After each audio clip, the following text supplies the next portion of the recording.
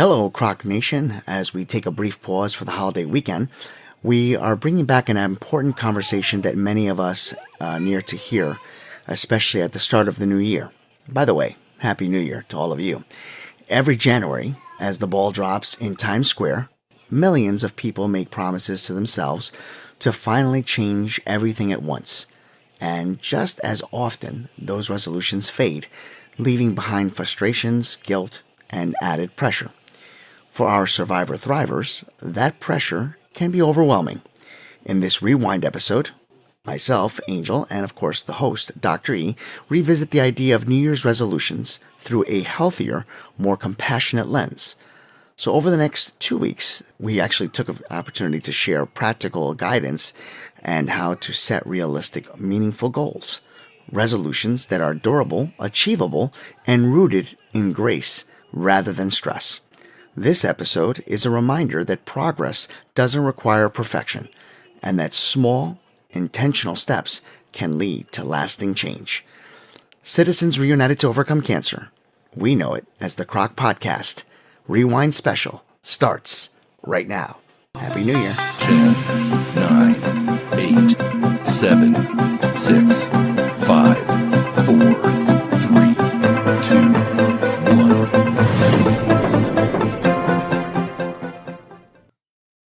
Howdy, Croc Nation. This is your favorite cancer survivorship bus driver, Dr. Tommy Anelli. On my left, on the other side of the glass, Angel Santana. Have faith, let it begin. Angel, this is the last podcast of 2021.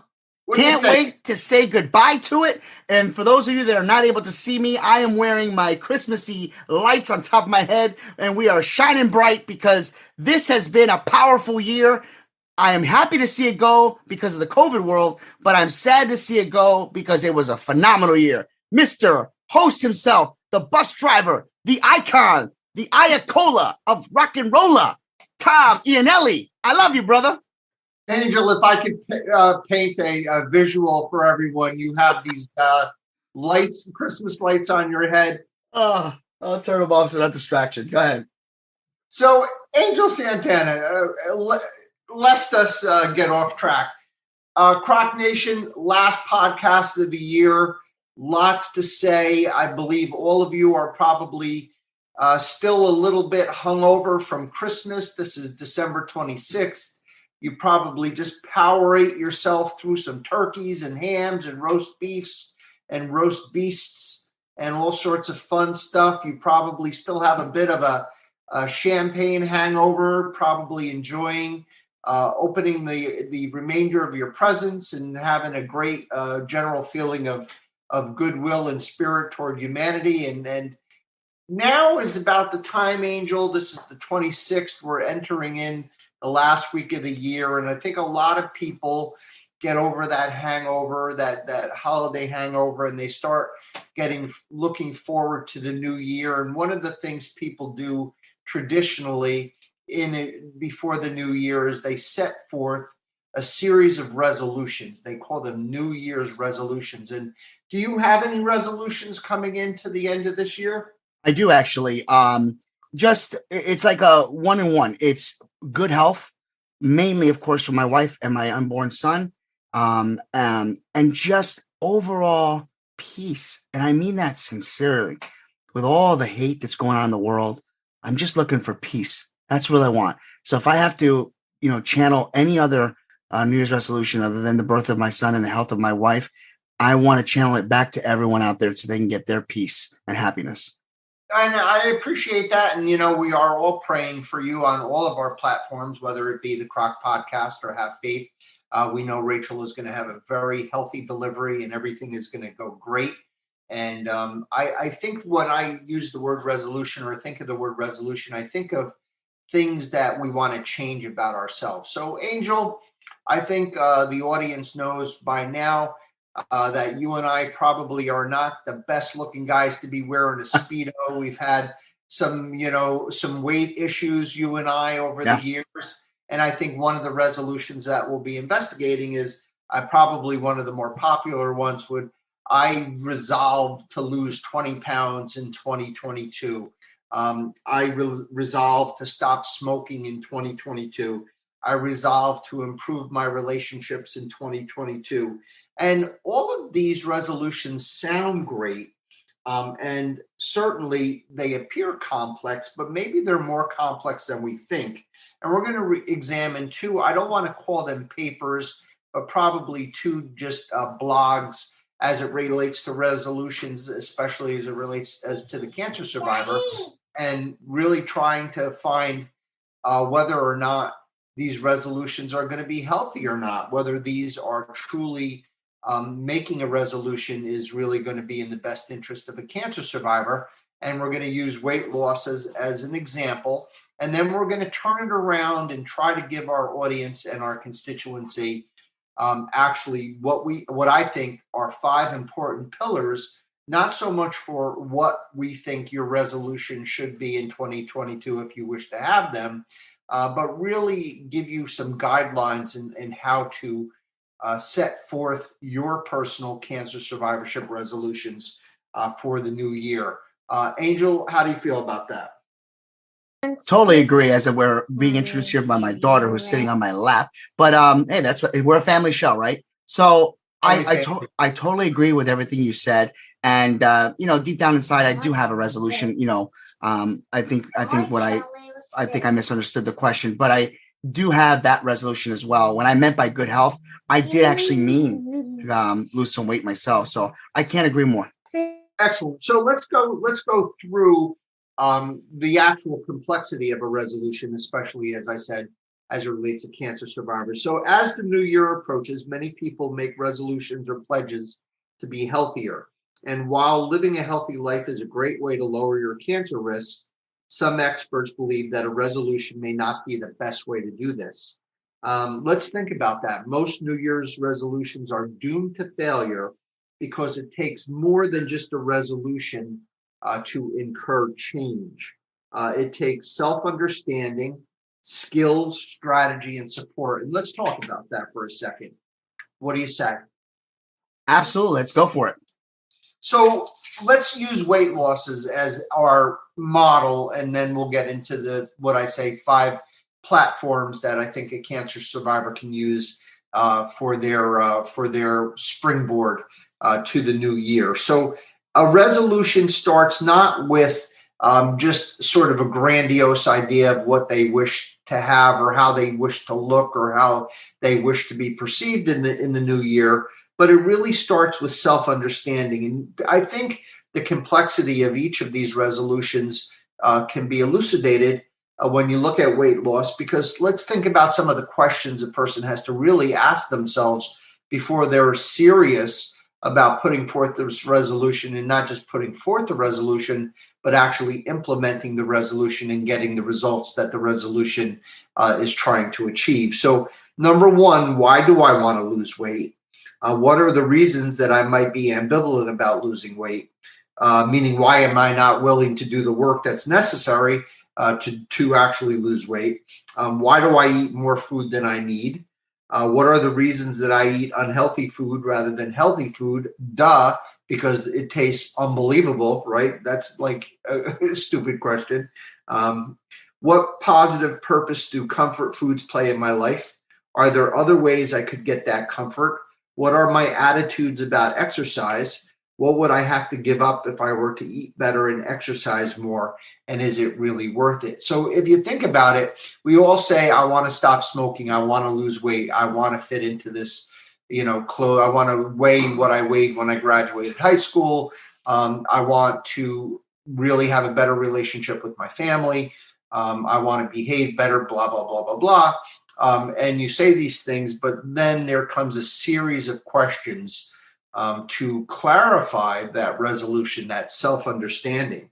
And then from there, it says to prepare a script. Now, when it says prepare a script, I like to think about it, again, in my sports analogy, I call it premeditation or situational living. So if you were going to be a football player and you were one of the players that was on the defense, meaning that you're covering the other team's offensive player, say you are covering their receiver, and say 4 receivers line up on one side of the field, then if the receivers, the people covering the receivers, if they don't react to that and they go to the other side of the field, then you're going to have you'll have one guy being covered and the other three will be without anybody covering them. So they have to know situationally what to do under certain circumstances. So now bringing that sports analogy to real life, and this happens to me all the time. This is one of the reasons why I have such trouble with the weight and with trying to lose weight, is that you often lose the fight before the fight even begins. So what do? You get tired. You're in the afternoon. It's 3:00 and you're starving. And the only thing that's in the department, is, chocolate or cookies or baked goods or Dunkin' Donuts or whatever. Instead of, being able to anticipate or premeditate the knowledge that that's going to happen, and you have an apple. I know my wife gives me an entire truck of fruit, before the week starts, so I'll have something healthy in my office, when I reach that point. Or what do you do if you're going to have a birthday party, and we have all those beautiful luncheons, right, that I provide for the staff that we talked about during generosity? What if I didn't have any alternative, or I don't order a salad, or I don't order a healthy alternative? Then, I'm going to be eating pastrami and cheeseburgers and hot dogs and, pizza and all these types of things, Chinese food. Can I just tell you, you're making me hungry? Yeah, tell me about it. Exactly. But again, this is premeditation, right? What if my wife always tells me also, don't go to a grocery store if you're hungry. If you go to a grocery store and you're hungry, I eat a salad and then go to the grocery store, right? Don't go to the grocery store hungry, or you'll not only buy 10 times more than you need. When you get home, you're going to devour everything you just bought. And then as far as creating a strategy, so make a plan, bring that apple, bring that fruit to work, have a healthy snack. Again, be able to deal with all the things that might, anticipatorily happen, in order to live up to that resolution, and build social support. So means that you want to talk to family and friends. Again, Denise, would say, oh, we're going to have a social event with a couple. Instead of going out to a restaurant, why don't we go for a hike? Why don't we go for a bike ride? Why don't we do something healthy, instead? And you build the support system about that resolution. And I think that that's a really nice introduction or an example of how more complex a resolution really is than you would think it is. So it's the end of the year, last week. Okay, everybody, what's your New Year's resolutions? And you come up with these things, but you really need to think them through. So with that being said, let's talk about, we talked about the 4 S's, which can prevent that doomed to failure, the self-understanding, the skills, the strategies, and the support. And now we're going to turn it around and we're going to talk about resolutions, New Year's resolutions as it relates to the cancer survivor. So as you know, we have certain pillars on the Croc podcast in our organization. Some of the things that we've been harping on and absolutely reinforcing and building that strong foundation with our Croc podcast for our cancer survivors. And one of them, I think, is we've done several podcasts talking about what is your relationship with your medical team? How do you interact with your care, with your caregivers, with your doctors, with your nurses? Are they accessible? Remember how we preach that you should have a doctor, especially if you have cancer, that if you call them, you can expect a call back in a reasonable amount of time. Now, you don't have to get them on the phone immediately, but I mean, we don't want you to feel that 3 days goes by and your doctor hasn't called you back, your nurse practitioner hasn't called you back. So these are some of the things we're going to be talking about. So when we talk about your resolutions as a cancer survivor, we're going to talk about 5 things. So the relationship with your medical team. Is your medical team accessible? Do you trust your medical team? You're putting your life in their hands. Do you trust these people? Do you really believe in them? Do you like them as people? I mean, when your doctor comes in, I mean, you don't have to, ask them to join your bowling team, Yeah. but are they good human beings? Are they people that you feel that you would like in real life? And something that our cancer survivors probably wouldn't think of, do they like you? Doctors and nurses are human beings. I mean, we gravitate towards certain personalities and we repel other types of personalities. I told you the funny story of the woman who was expecting a more traditional doctor, and I didn't even get a toe in the room. And she took one look at me with my jersey and she said, no, no, no, no, no, no, no, no, no. This isn't going to work. This isn't going to work. This isn't going to work. And, we were able to talk her off the ledge and it worked out well. We became friends. But, do you like them and do they like you? In addition, do you have all the players on the field? Again, back to my sports analogies. So say you have a thyroid cancer and you see me and I give you your iodine, you've had your surgery done, and then you have an internist in Maybrook, New York, who keeps your TSH level at, 3.7.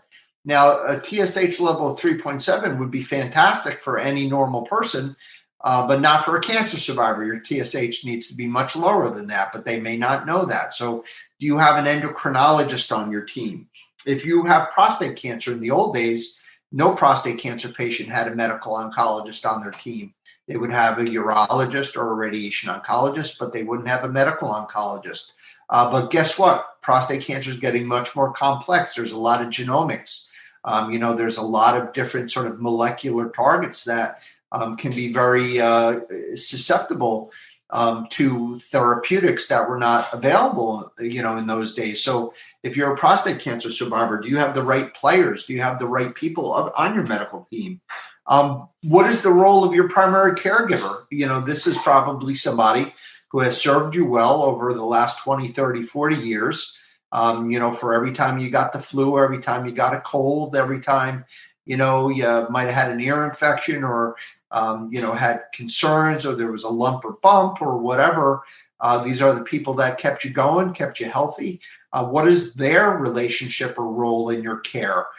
These are all important things. So pillar number one for setting up a series of resolutions is reinvestigate, reassess, and really think out what is the relationship you have with your medical team.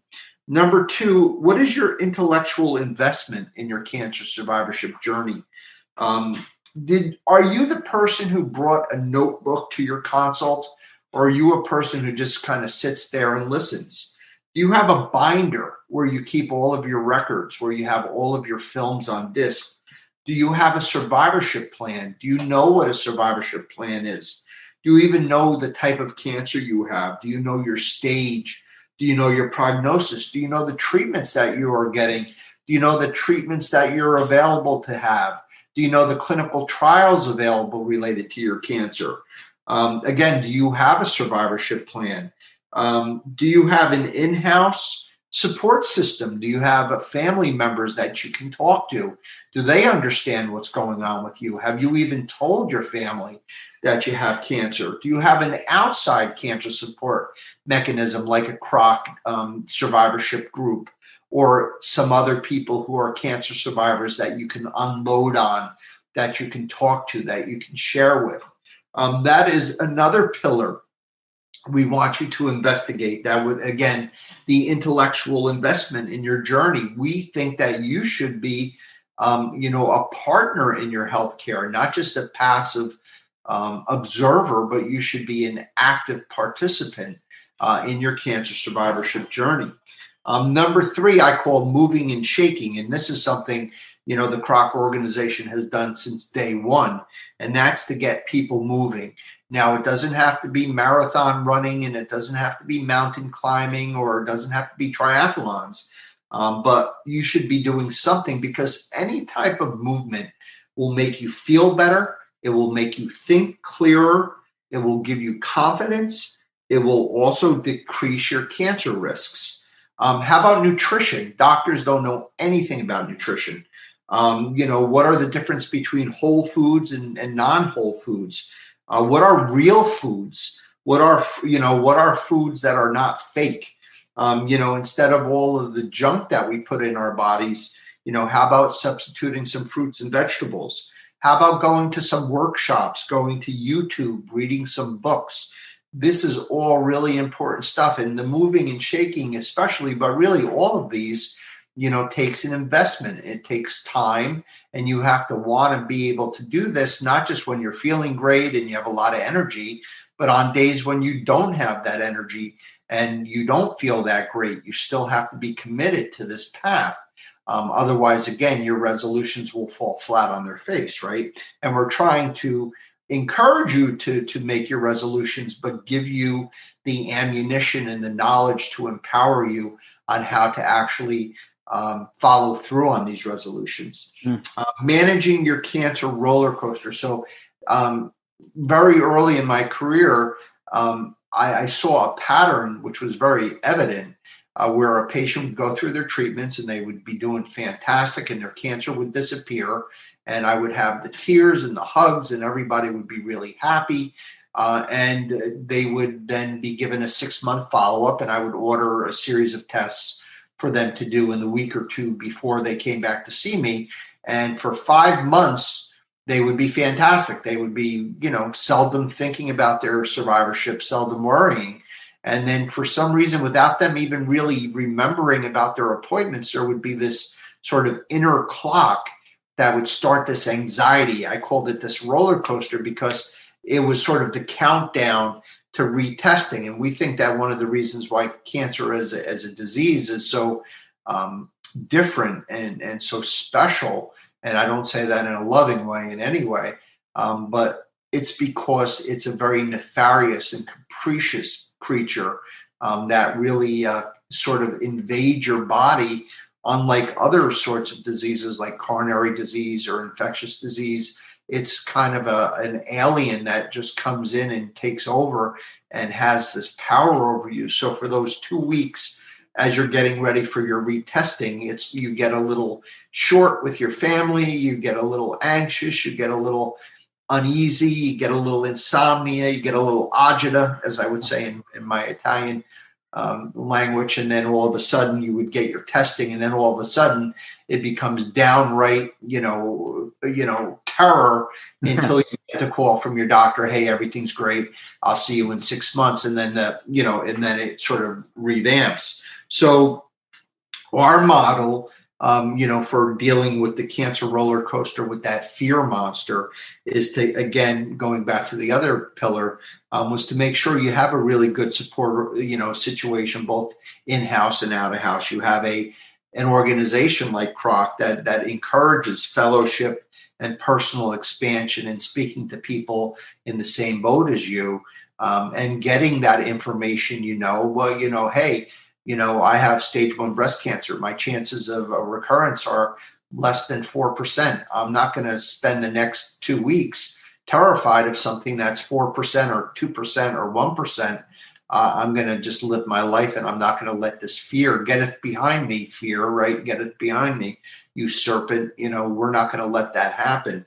And last but not least, managing the symptoms. From our first series of podcasts, when our first module was actually defining survivorship, we talked about Dr. Fitzhugh Mullins and how he was a young doctor with cancer who was cured of his cancer, but the amount of side effects and damage that his cancer treatments gave him, you have to learn how to manage these symptoms. Cancer is not penance. There are no, medals, gold medals for suffering in silence. There is no prize for not telling anyone you're in pain or you're having these symptoms. And some of these symptoms are directly from your cancer, and some of these symptoms are directly from your treatment. So, for instance, you might get chemotherapy and your cancer will be gone, but you might be left with neuropathy where you can't feel your fingers and your toes, or you might have pain, from either your cancer or your treatments, and your doctors are reluctant to give you pain medication. You might have nausea, you might have vomiting, you might have loose bowel movements. There's so many different things you might have, headaches. You don't need to suffer. So, to put it into perspective again, to give you guys sort of a summary of what we're talking about. So are New Year's resolutions a good thing or a bad thing? So I'm going to say, and I'll let Angel weigh in also, that resolutions are a good thing if they're understood properly and they're dealt with properly. For instance, you have to realize the complexity and the respect that you need to give to a resolution. You need to look at all of the different aspects of these resolutions. You have to look at you have to have self-understanding. You have to have the skills to deal with the resolution and how you're going to deal with it. You have to have strategies and support. And we are recommending that you look at the 5 pillars of the 5 New Year's resolutions for cancer survivors and the pillars to investigate as you're putting together your personal resolutions. There's your relationship with your medical team. There's the intellectual investment. There's the moving and shaking. There's the managing the cancer roller coaster and managing the symptoms. Angel, your thoughts? I think the pillars are really actually a very useful tool. And that's what I love about our toolbox. These people are going to be able to, myself included, of course, are going to be able to utilize, especially today's message, because this is something that goes on in ordinary life. Everybody goes through this, whether you have a sickness, whether you have, just anything. Myself, just recently, when you're talking, I'm thinking about, and this morning I took my daughter to see a new pediatrician. We felt a little uncomfortable with the past one. And we went in there with good expectations, and we walked out of there with greater expectations. So you have to be aware of who your caregiver is, who, and what you want to do with what you have. Because in reality, we are in charge of our own destiny to a certain extent. And if we can choose the right door, if we can pick the right path, especially with the cards that can be dealt with us, it does make life a little bit easier. Awesome. So to my survivors, I think on behalf of Angel, on behalf of our entire board of directors, we want to thank you and show gratitude for believing in us over these last 52 weeks. It's been a great experience building our library of modules to try to help you through your journey. And I would think that my resolution is to try to get better and better every podcast in order to serve you better, in order to give you more information, in order to give you the tools you need for your cancer survivorship toolbox. Gratitude to Angel Santana. Have faith, let it begin. Happy New Year, my friend. There you go. Rod Freeman, Small Biz Up. My friends, Michael, John Benzea, Charlotte Larson, thank you for your charitable belief in us. And of course, to the entire board of directors, who I think will be very happy that we probably kept this podcast to 30 minutes or less, despite it being our last podcast of the year. And we leave you as we leave you each week.